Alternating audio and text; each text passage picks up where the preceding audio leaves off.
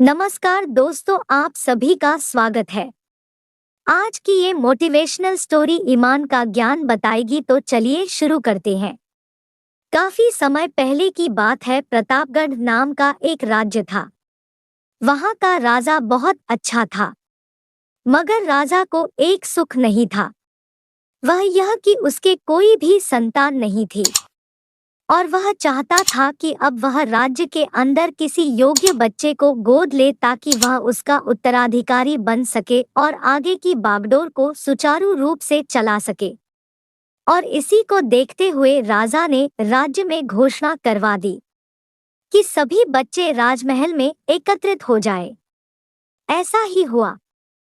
राजा ने सभी बच्चों को पौधे लगाने के लिए भिन्न भिन्न प्रकार के बीज दिए और कहा कि अब हम 6 महीने बाद मिलेंगे और देखेंगे कि किसका पौधा सबसे अच्छा होगा।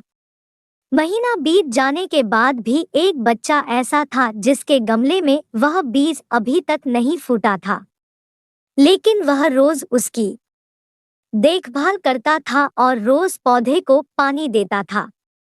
देखते ही देखते 3 महीने बीत गए। बच्चा परेशान हो गया। तभी उसकी माँ ने कहा कि बेटा, धैर्य रखो, कुछ बीजों को फलने में ज्यादा वक्त लगता है।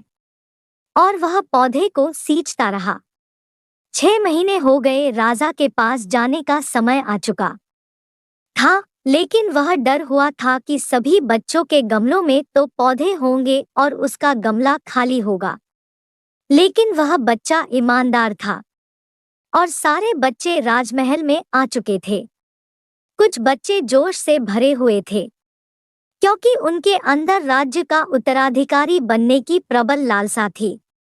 अब राजा ने आदेश दिया, सभी बच्चे अपने अपने गमले दिखाने लगे, मगर एक बच्चा सहमा हुआ था क्योंकि उसका गमला खाली था।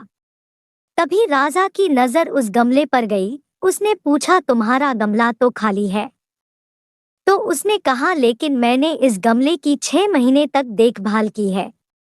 राजा उसकी ईमानदारी से खुश था कि उसका गमला खाली है, फिर भी वह हिम्मत करके यहाँ आ तो गया। सभी बच्चों के गमले देखने के बाद राजा ने उस बच्चे को सभी के सामने बुलाया। बच्चा सहम गया और राजा ने वह गमला सभी को दिखाया।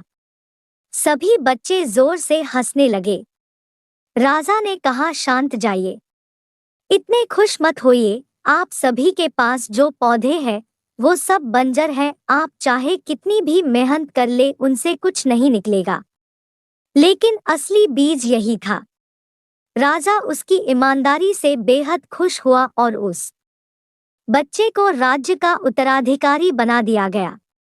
लेकिन हमें इस कहानी से क्या सीखने को मिला? मेरे हिसाब से अपने अंदर ईमानदारी का होना बहुत जरूरी है।